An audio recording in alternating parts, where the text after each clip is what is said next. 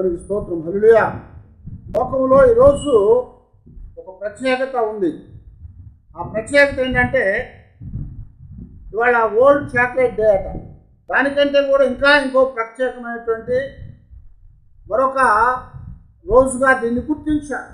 1994 సంవత్సరంలో కెనడాలో ఈ రోజుని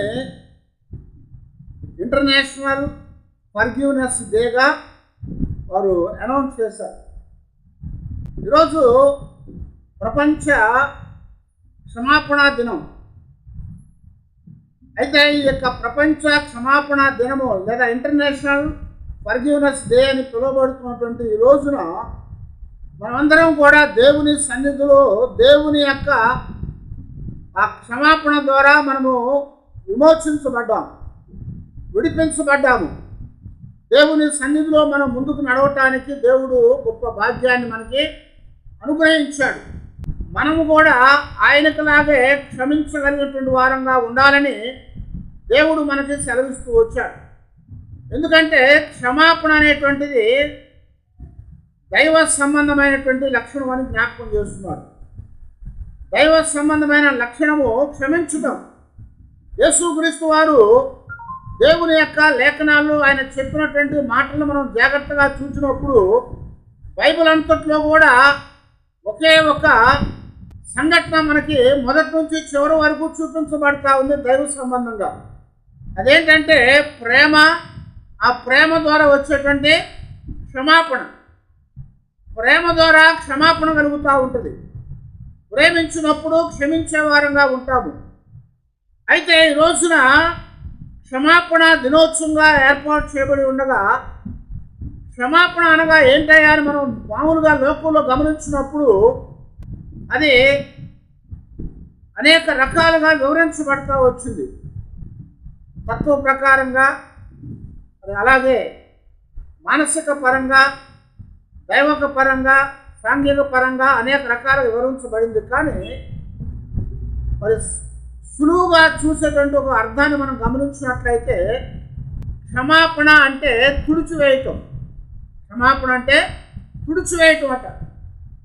పలక మీద మనం రాసింది ఏం చేస్తూ ఉంటాము, దాన్ని తప్పు చేసినప్పుడు లేకపోతే అది మనకు ఇష్టం లేనప్పుడు, అవసరం లేనప్పుడు దానిని ఆ చేతితో కానీ ఏదో దాంతో తుడిచివేస్తాం.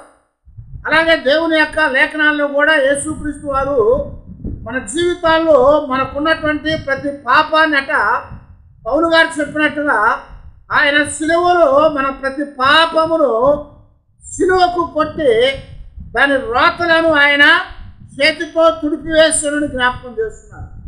హల్లెలూయా. మన ప్రతి పాపాన్ని, మన మీద రాయబడేటువంటి నేరాన్ని సిలువలో ఆయన మాను మీద ఏలగట్టాడు. దానిని మేకులతో మాను మీద కొట్టి ఆ రాతలను ఆయన చేతితో తుడిచివేశాడు. ఆయన దాన్ని తుడిచివేశాడు కాబట్టి ఈ రోజున మనం అందరం కూడా క్షమించబడ్డ వారంగా ఉన్నాము. ఈ రోజున మనం అందరం కూడా దేవుని యొక్క సన్నిధిలో ఆయన క్షమాపణ ద్వారా సంతోషించగలుగుతూ ఉన్నాము. అంతేకాకుండా క్షమించటము, క్షమించబడటం ద్వారా ఆరోగ్యాన్ని కలిగి ఉంటామని మరి ఈ రోజున మనకి ఎంతోమంది శాస్త్రవేత్తలు జ్ఞాపకం చేస్తున్నారు. కనుక మన జీవితాల్లో మనం ఎల్లప్పుడూ కూడా దైవ సంబంధమైనటువంటి ఆ క్షమాపణని మనం ఎరిగినటువంటి వారంగా ఉండాలి. ఆ దైవ సంబంధమైనటువంటి క్షమాపణలో గొప్ప శక్తి ఉందని దేవుడు మనకు చెప్తున్నాడు. కనుక ఆ శక్తిని మనం పొందగలగాలని ప్రభువు జ్ఞాపకం చేశాడు. ఎందుకనంటే దేవుని వాక్యంలో మనం జాగ్రత్తగా చూస్తూ ఉంటే యేసుక్రీస్తు వారు మత్తయి సువార్తలో కొండ మీద చేసినటువంటి ప్రసంగంలో ఆయన చెప్పాడు కదా. మత్తయి సువార్త 5వ అధ్యాయంలో 43, 44 వచనాల దగ్గర మనం గమనించినప్పుడు నీ పొరుగు వారిని ప్రేమించి నీ శత్రువును ద్వేషించమని చెప్పబడిన మాట మీరు విన్నారు కదా. నేను మీతో చెప్పినదేమనగా మీరు పరలోకమందున్న మీ తండ్రికి కుమారులై ఉండునట్లు మీ శత్రువులను ప్రేమించుడి, మిమ్మల్ని హింసించు వారి కొరకు ప్రార్థన చేయుడి అని ఇక్కడ ఆయన జ్ఞాపకం చేస్తూ వచ్చాడు. మత్తయి సువార్తలో మరి 19వ అధ్యాయంలో 21, 22 వచనాల్లో ఒక దినాన ప్రభువు మాట్లాడుతూ ఉండగా పేతురు ప్రభు దగ్గరకు వచ్చాడు. ప్రభు దగ్గరకు వచ్చి పేతురు ప్రభుతో మాట్లాడుతుంటాడు కదా, ప్రభువా, ఒక సహోదరుడు నా ఎడల తప్పిదం చేసినట్లయితే నేను ఎన్ని మార్లు వారిని క్షమించాలి అని అడిగాడు. ఎవడైనా సరే మనకి తప్పిదం చేస్తే మనం ఎన్నిసార్లు క్షమించాలి అని ప్రభువుని అడుగుతూ పేతురుని అడుగుతూ 7 మారులా ప్రభువా అని అడుగుతున్నాడు. అందుకు ప్రభు ఏమన్నాడంటే, పేతురు 7 మారులు కాదు, 77 మారులు క్షమించాలి నువ్వు అని చెప్పాడు. నాకు ఎన్నిసార్లు అట? 77 మారులు అని జ్ఞాపకం చేశాడు. 77 సార్లు ఒక దినానికి మనం క్షమించగలిగామంటే మన జీవితాల్లో మరి ఎప్పటికీ కూడా ద్వేషం అనేది ఉండదు. ఈ క్షమించలేకపోవటం ద్వారా ఏమొస్తూ ఉంటుందా అంటే కోపము, ద్వేషము, వాటి ద్వారా పగ, అసూయ కలుగుతూ ఉంటాయి. అందుకే వాటన్నిటిలోంచి మనం విడుదల పొందాలని దేవుని పిల్లలుగా పరలోకమందున్నటువంటి మీ తండ్రి కుమారులుగా మీరు ఉండినట్లుగా మీరు దీనిని చేయండి అని ప్రభువు చెప్తా వచ్చారు. 77 సార్లు ఒక రోజులో మనం క్షమించాలంటే ఏ మానవ సంబంధంగా కూడా అది కానటువంటి పని అని మనకు అర్థమవుతూ ఉంటుంది. అందుకొరకే మనం ఎల్లప్పుడూ కూడా దేవుని సన్నిధిలో ఆయన క్షమాపణ ఎరిగిన వారంగా మనము కూడా క్షమించగలిగి ఉండాలని దేవుడు చెప్తా వచ్చాడు. యేసు ప్రభువు లోకంలోనికి ఎందుకు వచ్చాడయ్యా అంటే పాపులను క్షమించి రక్షించడానికి వచ్చాడని రాయబడుతూ ఉంది. ప్రభువారు వచ్చిన తర్వాత ఆయన కూడా ఏం చెప్తున్నాడంటే మీరు కూడా క్షమించండి, మీరు కూడా క్షమించండి అని జ్ఞాపకం చేస్తూ వచ్చాడు. మన జీవితాల్లో మనము క్షమించాలి. కారణం ఏంటంటే దేవుని యొక్క లేఖనాల్లో మనకి రాయబడినట్లుగా కీర్తన గ్రంథములో 103వ కీర్తనలో 12వ వచనమందు పరమటకు తూర్పుకు ఎంత దూరం ఉన్నదో దేవుడు మనకు మన అపరాధములకు మన పాపములకును అంత ఎడమ కలుగు చేస్తాడట. తూర్పుకి పడమటికి ఎంత దూరం ఉంటుంది? రెండు కూడా చాలా వ్యతిరేకమైనవి కదా. తూర్పు ఇటుంటే పరమట దానికి వ్యతిరేకంగా ఉంటుంది. ఎప్పుడు కూడా తూర్పు పరమట దగ్గరికి రావు. అలాగే మనకి మన పాపాలకు కూడా యేసుక్రీస్తు వారు అంత ఎడమ కలుగు చేస్తాడట. అంటే మరి ఎన్నడూ కూడా మన పాపాలనేవి ఆయన జ్ఞాపకం చేసుకోలేదు. మన పాపాలన్నీ కూడా భక్తులు చెప్పినట్టుగా మన వీపు వెనకగా ఆయన ఏం చేస్తాడంట? దొర్లించి వేస్తాడు. వాటిని మరి ఎన్నడూ కూడా జ్ఞాపకము చేసుకొని పడకుండా ఉన్నట్టుగా వాటిని దొర్లించి వేస్తాడు. కనుక అవి మరి ఎన్నడూ కూడా జ్ఞాపకంలోనికి తీసుకురాబడవు అని చెప్తున్నాడు. అందుకే మన పాపాలకి మనకి ఆయన అంత ఎడము చేసి ఆయన చెప్తున్నాడు కదా, క్షమించండి అని చెప్తున్నాడు. మీ సొంత వారిని, మీ యొక్క పొరుగు వారిని ప్రేమించమని చెప్పబడిన మాట మీరు విన్నారు. కానీ నేను మీకు చెప్పేది ఏంటంటే మీ శత్రువులను ప్రేమించాలి. ఇలా చెప్పినట్టుగా ప్రేమించకపోతే క్షమించలేము. ప్రేమ అనేది లేకపోతే క్షమాపణ రాదని చెప్తున్నాడు. అందుకనే పౌలు గారే కొరింథీయులకు రాసిన పత్రికలో 13వ అధ్యాయంలో ప్రేమ అన్నిటినీ కూడా తాళుకుంటుంది, ప్రేమ అన్నిటినీ కప్పును అని చెప్తున్నాడు. ప్రభువు చెప్పినట్టుగా ప్రేమ కలిగి ఉన్నప్పుడే ఆయన క్షమించగలిగాడు. దేవుని లోకాన్ని ప్రేమించాడంటే దాని అర్థం ఏంటి? ఆయన లోకాన్ని ప్రేమించాడంటే లోకములో ఉన్నటువంటి ప్రతి వారి యొక్క పాపములను ఆయన క్షమించాడు. ప్రతి వారి పాపాలను ఆయన క్షమించాడు అని జ్ఞాపకం చేస్తున్నాడు. అందుకే ఆయన మనకు మన పాపాలు కొంత ఎడము కలుగు చేశాడు. దేవుడు మనల్ని క్షమించడానికే లోకములోకి వచ్చి ఆయన ప్రేమను వెల్లడి చేశాడు. ఆయన ప్రేమను వెల్లడి చేసి ఆ ప్రేమ ద్వారా మనకేం చెప్తున్నాడు? ఇప్పుడు నేను మిమ్మల్ని క్షమించాను కనుక మీరు కూడా ఇతరులను క్షమించండి అని ఆయన జ్ఞాపకం చేస్తున్నారు.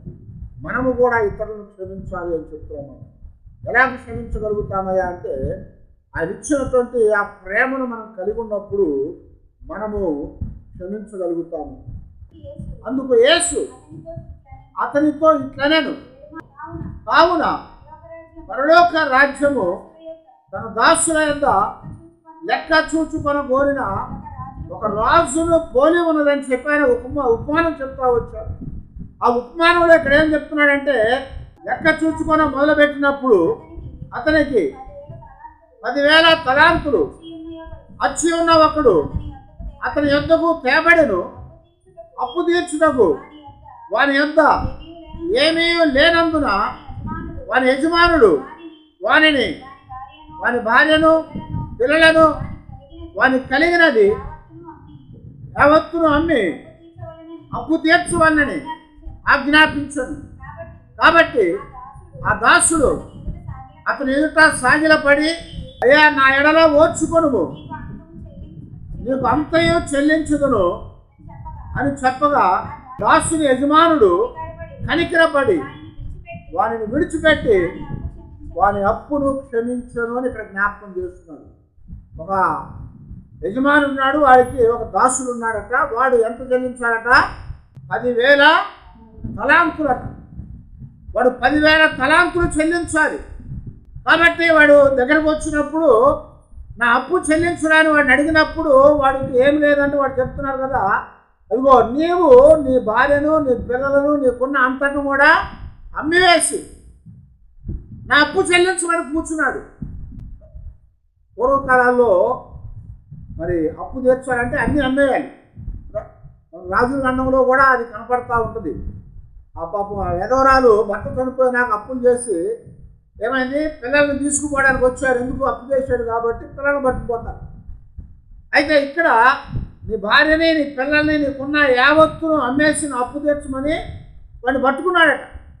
అందుకు వాడు, అయ్యా నేను కడతానయ్యా, నాకు ఇప్పుడు ఓపిక లేదయ్యా, ఓర్చుకోయ్యా అని బ్రతిమలాడుతూ ఉన్నప్పుడు ఆ బ్రతిమలాడుతూ ఉన్నటువంటి వాడిని ఏం చేస్తాడంట, వాడి ఎడల జాలి చూపి కనికరపడి వాడిని క్షమించి వాడి అప్పంతను కూడా ఏం చేశాడు, కొట్టివేశాడు. సంతోషం కదా. 10,000 తలాంతులు. వాడు బయటికి వెళ్తా ఉండగానే ఏమైంది తెలుసా? 28వ వచనంలో, అయితే ఆ దాసుడు బయటకు వెళ్ళి తనకి 100 దేనారములు అచ్చి ఉన్న తన తోటి దాసులను ఒకరిని చూచి వాని గొంతు పట్టుకొని, నువ్వు వచ్చి ఉన్నది చెల్లించమనెను. అందుకు వాని తోటి దాసుడు సాగిలపడి, నా ఎడల ఓర్చుకొనుము, నేను నీకు చెల్లించునని వానిని వేడుకొనగాను. కానీ వాడు ఒప్పుకొనక అచ్చి ఉన్నది చెల్లించు వరకు వాని చెరసాలలో వేయించను అని జ్ఞాపకం చేస్తున్నాడు. ఎంత భయంకరమైన సంఘటన కదా. వాడు 10,000 దేనారాలు 10,000 తలాంతులు క్షమించబడి బయటకు వచ్చాడు. బయటకు వచ్చినటువంటి వాడు బయటికి వెళ్తా ఉండగానే కొన్ని రోజులు అయిపోయినాకంటే మర్చిపోయాడు అనుకోవచ్చు. ఇక్కడ యజమాని దగ్గర క్షమించబడ్డాడు, బయటకు వెళ్ళాడు. ఇప్పుడు వెళ్తా ఉండగా దారిలోనే ఇంకోటి కనపడ్డాడు. వాడికి వచ్చున్నవాడు వాడు కూడా యజమానుడు కాదు, వీడు యజమాని కాదు, వాడు దాసుడు కాదు, వాడు కూడా తోటి దాసుడు అని చెప్తున్నాడు. వాడు తోటి దాసుడే. వాడు ఎంత వచ్చున్నాడంట? 100 దేనారాలు. తలాంత్ అనేది దేనారము కంటే కూడా ఎక్కువైంది. వాడు 10,000 తలాంతులు క్షమించబడి బయటకు వచ్చి 100 దేనారాలు వచ్చినటువంటి వాడి గొంతు పట్టుకొని అది బతిమలాడుతున్నా కానీ ఒప్పుకోకుండా అది చెల్లించే వరకు వాడిని చెరసాల్లో వేయించాడట. చాలా దారుణమైనటువంటి పని. అయితే యేసు ప్రభువు ఒక మాట చెప్పాడు మనకు పరలోక ప్రార్థన నేర్పించినప్పుడు, మా రుణస్తులను మేము క్షమించిన ప్రకారము మా రుణాన్ని మీరు క్షమించమని చెప్పాడు. అయితే ఇక్కడ ఈ దాసుడు ఏం చేశాడంట, తన తోటి దాసుడిని 100 దేనారాలు వచ్చినటువంటి వాడిని పట్టుకొని చెరసాల్లో వేయించాడు. అప్పుడు ఆ సంఘటన యజమానికి తెలియజేయబడింది. యజమానికి తెలిసింది. అప్పుడు తన యజమానుడు వాడిని పిలిపించి, పెద్దదాసుడా, నీవు నన్ను వేడుకొంటివి కనుక నీ అప్పంతయు క్షమించుతిని. నేను నిన్ను కరుణించిన ప్రకారము నీవు నీ తోటి దాసుని కరుణింపవలసి ఉండను కదా అని వానితో చెప్పాను. అందుచేత వాని యజమానుడు కోపపడి తనకు వచ్చేదంతా చెల్లించు పర్యంతము బాధపరచు వానికి వానిని అప్పగించెను అని రాస్తున్నాడు. ఇందులో ఒక గొప్ప నీతిని దేవుడు మనకి సెలవిస్తూ వచ్చాడు. ఏమన్నాడు? నువ్వు వేడుకున్నావు కాబట్టి, నువ్వు బాధపడ్డావు కాబట్టి నేను నీ యొక్క 10,000 తలాంతులు నేను క్షమించాను, నీ అప్పు తీర్చివేశాను. అలాంటిది నీవు నీ తోటి దాసుడు వాడు 100 దేనాలే నీకు ఇవ్వాలి. ఆ యజమానుడు ఏం చేశాడంట? వాడిని గద్దించి బాధపరచు వారికి అప్పంతా తీర్చే వరకు వాడిని అప్పగించేశాడు అని చెప్పాడు. ఎందుకు ప్రభు ఈ మాట చెప్పాడయ్యా అంటే, నేను మిమ్మల్ని క్షమించిన ప్రకారము మీరు కూడా ఒకరి ఎడల ఒకరు క్షమాపణ చూపండి అని ప్రభువు చెప్పాడు. అదే మాటని పౌలు గారు కూడా కొలస్సీయులకు రాసిన పత్రిక 1వ అధ్యాయం 13-14 వచనాలు చూడండి. ఆయన మనలను అంధకార సంబంధమైన అధికారములో నుండి విడుదల చేసి తాను ప్రేమించిన తన కుమారుని యొక్క రాజ్య నివాసులుగా చేసెను. ఆ కుమారుని యందు మనకు విమోచనము అనగా పాప క్షమాపణ కలుగుతున్నది అని జ్ఞాపకం చేస్తున్నాడు. ఆ కుమారుని యందు మనకేం కలుగుతుందట? పాప క్షమాపణ కలుగుతుంది అని చెప్తాను. ఇక్కడ దేవుడు చెప్పినట్టుగా నేను మిమ్మల్ని క్షమించాను కనుక మీరు కూడా ఇతరుల ఎడల ఆ క్షమాపణని మీరు చూపించండి అని చెప్పాడు. పాత నిబంధనలో సామెతల్లో జ్ఞాని కూడా ఇలాంటి మాటే మనకి జ్ఞాపకం చేస్తున్నాడు. అదిగో 28వ అధ్యాయంలో 13వ వచనం అంటాడు కదా, అతిక్రమమును దాచిపెట్టువాడు వర్ధిల్లడు, వాటిని ఒప్పుకొని విడిచిపెట్టువాడు కనికరం పొందునని చెప్పాడు. అతిక్రమాలను దాచిపెట్టకుండా వాటిని విడిచిపెట్టాలి, ఒప్పుకోవాలి. అదిగో 10,000 తలాంతులు క్షమించబడినటువంటి వాడు 100 దేనారాలు క్షమించలేకపోయాడు. ఇక్కడ పేతురు చెప్పినట్టుగా 7 మార్లు అంటే కాదు, 7 మార్లు కాదు, 77 మార్లు అని ప్రభు చెప్తున్నాడు. క్షమాపణ అనేది చాలా భారమైనటువంటిది. ఎప్పుడు భారంగా ఉంటుందా అంటే, ప్రేమ అనేది లేకపోతే అది భారంగానే ఉంటుంది. ప్రేమించకపోతే అది భారంగా ఉంటుంది. ప్రేమించినట్లయితే అది ఎప్పటికి కూడా భారంగా ఉండదు. అందుకే యేసుక్రీస్తు వారు లోకాన్ని ప్రేమించాడు కనుక, మనల్ని ప్రేమించాడు కనుక మన అందరి యొక్క పాపాలను ఆయన భరించాడని రాస్తున్నాడు. మనందరి పాపములను ఆయన భరించాడు. ఎందుకని అంటే ప్రేమించాడు కనుక. ఆ పాపముల నుంచి ఆయన భరించి వాటిలో మనకేం చేశారంట? క్షమాపణ అనుగ్రహించాడు. ఆ క్షమాపణ ద్వారా మన జీవితాలకి విడుదల విమోచన కలిగించాడు. లేకపోతే మనం ఎప్పటికి కూడా మరి దేవుని సన్నిధిలో ఉండేవారం కాదు అని చెప్తున్నాం. ఎందుకనే పాత నిబంధనలో కీర్తనలో రాస్తున్నాడు, దేవుడు పాపములను ఒక్కొక్కరి ఎడల చూచినట్లయితే ఏ ఒక్కడు కూడా దేవుని ఎదుట నిలబడలేడు. దేవుడు పాపాలని చూస్తూ ఉంటే ఒక్కడు కూడా దేవుని ఎదుట నిలబడలేడట. ఎందుకని? మన ప్రతి పాపములు ఆయనకి తేటగా కనపడతా ఉన్నాయి. మన పాపాలు ఆయనకి తేటగా కనపడుతున్నాయి కాబట్టి దేవుని ఎదుట మనము పాపరహితులుగా ఉండలేమని జ్ఞాపకం చేస్తున్నాం. ఆయన ఎదుట మనం పాపరహితులుగా ఉండలేము కాబట్టి ఆయన మనందరినీ కూడా నరకానికి లేదా ఆ శిక్షకు ఆయన పంపించేవాడు. దేవుడు ప్రభు ఎలాంటి వాడు అంటే ఆయన దయాళుడు, క్షమించడానికి సిద్ధమైన మనస్సు కలిగినటువంటి వాడు. ఆయన దయాళుడు, క్షమించడానికి సిద్ధమైన మనస్సు కలిగినటువంటి వాడు కనుక దేవుడు మన పాపములను చూడక మన ఎడల ఆయన ప్రేమను చూపించాడు.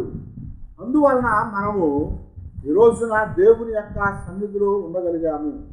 అందువలన ఈరోజు మనం ప్రభు యొక్క పాదాల దగ్గరికి చేరి ఆయన యొక్క మాటలు వినటానికి భాగ్యాన్ని మనం పొందగలిగామని దేవుని వాక్యం ద్వారా దేవుడు మనకి సెలవిస్తూ వచ్చాడు. కనుక ఈ యొక్క ఇంటర్నేషనల్ ఫర్గివ్నెస్ డే, ప్రపంచ ఆ యొక్క క్షమాపణ దినోత్సవం రోజున దేవుని యొక్క క్షమాపణను పొందిన మనము ఇతరులను క్షమించగలగాలి.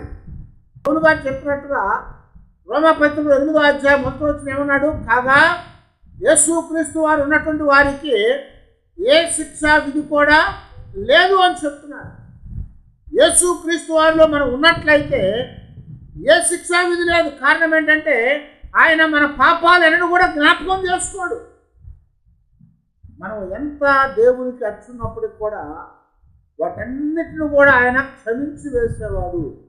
వాటన్నిటిని కూడా ఆయన తుడిచివేసేవాడు.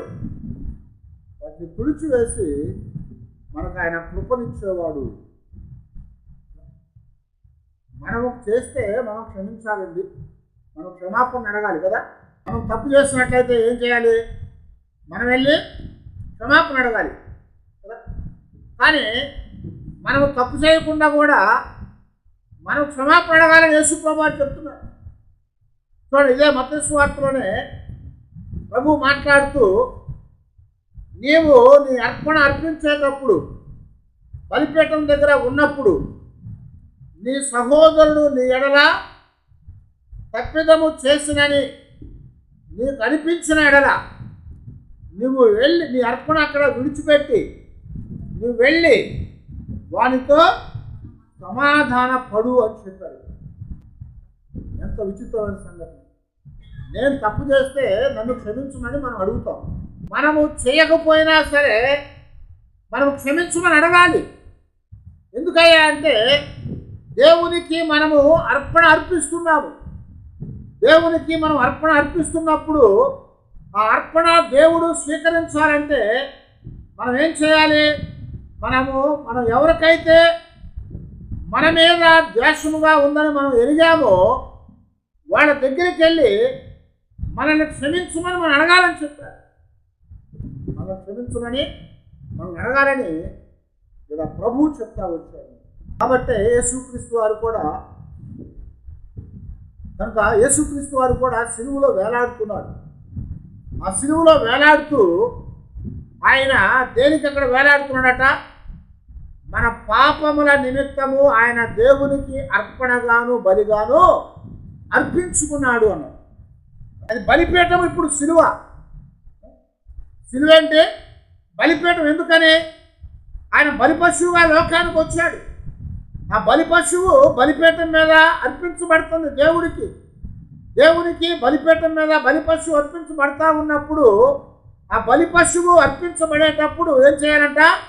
ఎవరికైనా మన ఎడల ద్వేషం ఉన్నట్లయితే మనము వెళ్ళి వారితో సఖ్యపడాలి, వారితో క్షమాపణ పొందాలి అని చెప్తున్నారు. అందుకొరకే ప్రభు సిలువలో ఏలాడుతూ ఆయన చనిపోక ముందు ఏం చెప్పాడు? తండ్రి, వీరేమి చేయించున్నారు, వీరెరగరు కనుక వీరిని క్షమించు అని చెప్పాడు. వీరేం చేస్తున్నారు, వీరెరగరు కాబట్టి వీళ్ళని క్షమించు అని ప్రభు ఇక్కడ అడిగినట్లుగా మనకి జ్ఞాపకం చేయబడతా వచ్చింది. ఎందుకు ఆయన అడిగాడయ్యా అంటే ఆయన దేవుని యొక్క సన్నిధిలో బలిగా అర్పణగా తనను తాను దేవునికి అప్పగించుకుంటున్నాడు. ఆ అర్పణ అంగీకరించబడాలంటే, ఆ అర్పణ దేవుడు ఇష్టపడాలంటే ఎవరితో ఎలాంటి ద్వేషం అనేది ఉండకూడదు. ఎవరితో ఎలాంటి ద్వేషం అనేది ఉండకూడదు. ఇక్కడ యేసు ప్రభు వారికి ఎవరి మీద కోపము ద్వేషం ఉందా? లేదు. ఎవరికైనా ఇబ్బంది కలిగించాడు ఆయన? లేదు. ఆయన భూమి మీద సంచారం చేయొచ్చు, అనేకులకు మేలు చేయిస్తున్నాడని చెప్పారు. భూమి మీద సంచారం చేస్తా అనేకులకు మేలు చేస్తాడు ఆయన. ఎవరికి మనకులాగా కీడు చేయలేదు, ఎవరికి మనకులాగా ఇబ్బంది కలిగించలేదు, ఎవరికి కూడా మనం చేస్తున్నట్లుగా బాధ పెట్టలేదు. ఆయన బాధపడ్డాడు కానీ ఇతరులను బాధపడ్డాడు. అయితే ఆయన మీద ఆయన చుట్టూ ఉన్నటువంటి వారికి ఇప్పుడు ద్వేషం ఉంది. శాస్త్రులకి, పరిశీలకి, ప్రధాన యాజకులకి ఆయన మీద కోపం ఉంది. ఎందుకు? వాళ్ళు చేసే వాటిని ఆయన ఖండిస్తున్నాడు. మీరందరూ కూడా తెరచిన సమాధులని చెప్తున్నాడు. మీరందరూ కూడా బోధిస్తారు కానీ లోపలికి వెళ్లకుండా దేవుని రాజ్యంలో ఎవడు ప్రవేశించకుండా దారిలో అడ్డుగా నిలబడేవాళ్ళు అంటున్నాడు. మీరు పైన కడుగుతారు కానీ లోపల కడగకుండా ఉండేటువంటి రోపళ్ళు అని చెప్తున్నాడు, వేషధారులు అని చెప్తున్నాడు. కోపం వచ్చింది వాళ్ళకి. కనుక ప్రభువుని ద్వేషించారు వాళ్ళు. ప్రభువు ఆయన ద్వేషించలేదు. వారికి అడ్డుగా ఉన్నాడని ఆయన ఖండించాడని, తప్పు చేయటాన్ని ఆయన మీద ద్వేషం కలిగి ఉన్నారు వారు. కనుక వారిని క్షమించమని ఇప్పుడు బలిపీఠం దగ్గర తన అర్పణ అక్కడ ఆపి తండ్రితో మాట్లాడుతున్నాడు, దేవునితో చెప్తున్నాడు, తండ్రి వీరేమి చేస్తున్నారు ఎడగా కనుక వీళ్ళని క్షమించు, వాళ్ళని క్షమించు నాయన అని చెప్పి వాళ్ళకి క్షమాపణ ఇచ్చాడు. వాళ్ళని తనకి ఇబ్బంది కలిగిస్తున్నందుకు కూడా ఆయన క్షమాపణ వేడుకున్నాడు. అందుకే సామెతల్లోనే 19వ అధ్యాయంలో 11వ వచనంలో ఒక మాట జ్ఞాని మాట్లాడుతున్నాడు, ఒకని స్వబుద్ధి వానికి దీర్ఘ శాంతమునిచ్చును, తప్పులు క్షమించుట అట్టి వానికి ఘనతనిచ్చును. హల్లెలూయా.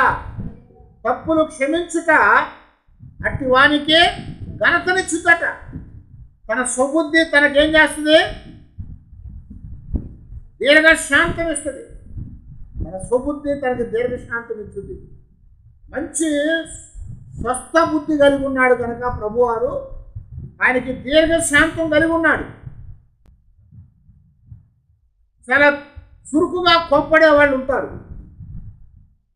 ఊరికినే కోపం వస్తుంది అంటారు కదా, వాడి ముక్కు మీద కోపం ఉంటుంది అంటారు.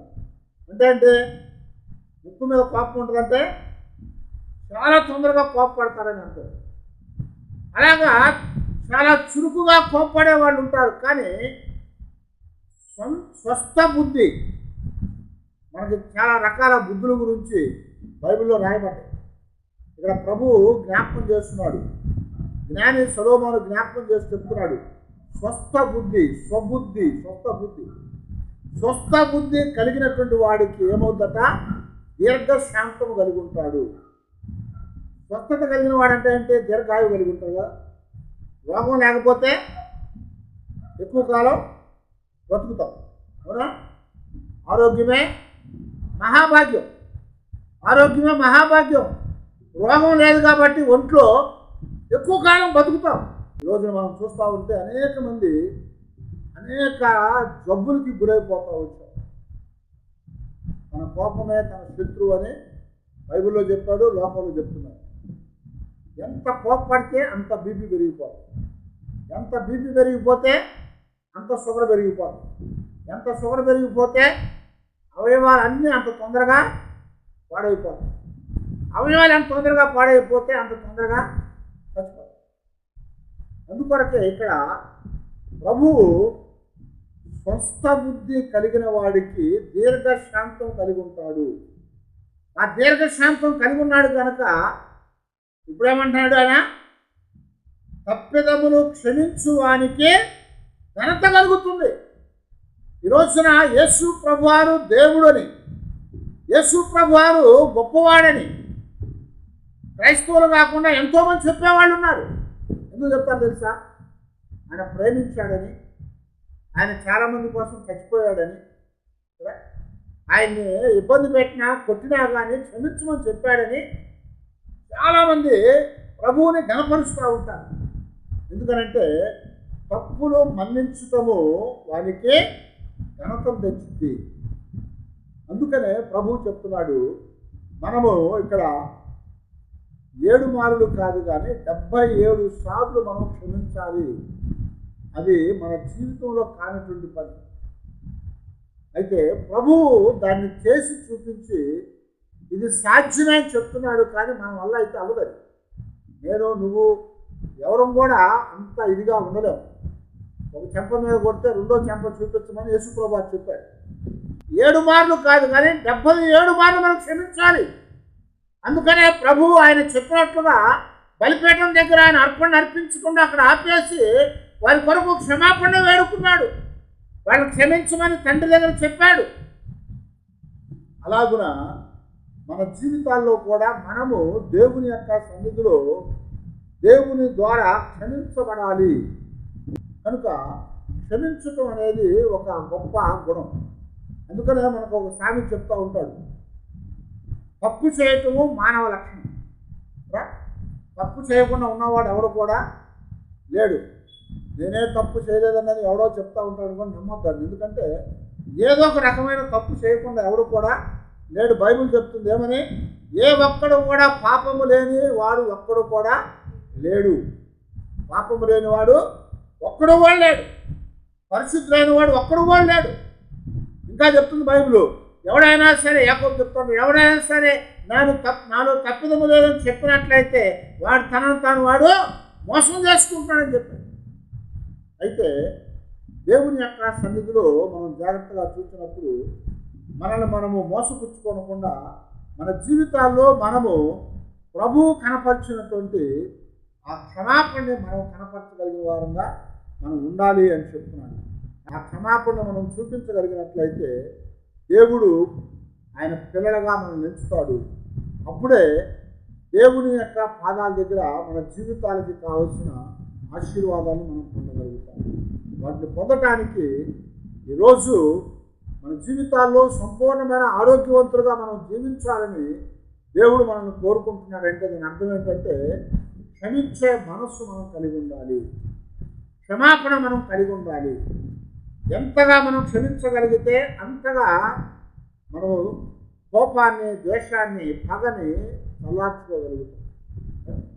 అవి చల్లారే కొంది మన జీవితంలో దీర్ఘశాంతం కలుగుతూ ఉంటుంది. ఆ దీర్ఘశాంతం మన జీవితాలకి ఆరోగ్యాన్ని కలిగించేదిగా ఉంటుంది. కనుక దేవుని యొక్క సన్నిధిలో దేవుని పిల్లలుగా ప్రభు యొక్క మాదిరిని మనం చూపించడానికి క్షమాపణ అని మనం కలిగి మనం క్షమించబడ్డాము కనుక ఇతరులను కూడా మనము క్షమించాలి. దేవుడు ఎప్పుడు కూడా మనం చెయ్యలేని వాటిని ఆయన మనకు చెప్పేవాడు కాదు. మనం చేయలేని దాన్ని దేవుడు ఎప్పుడు మన మీద బరువునే బాధ్యతని పెట్టడు. ఆయన చేయగలిగిన వాటినే మనకు చెప్పి మనం చేయమని చెప్తున్నాడు. ఎందుకంటే ఆయన చేశాడు. ప్రభువు చూపించినటువంటి ఆ యొక్క గొప్ప మాదిరిని మనము కూడా నడుచుకొని మన జీవితాల్లో దేవుని బిడలుగా మనం ఉండాలని దేవుడు మనకి జ్ఞాపకం చేస్తున్నాడు. అందుకని ఇప్పుడు ఆ దేవుని బిడ్డలారా ఈరోజు క్షమించడం అనేది మనం నేర్చుకుందాం. చిన్న చిన్నవి క్షమించగలుగుతూ ఉంటే మెల్లమెల్లగా పెద్దవాటిని మనం క్షమించగలుగుతాం. ఒకేసారి పెద్దవాటిని క్షమించడం మనం.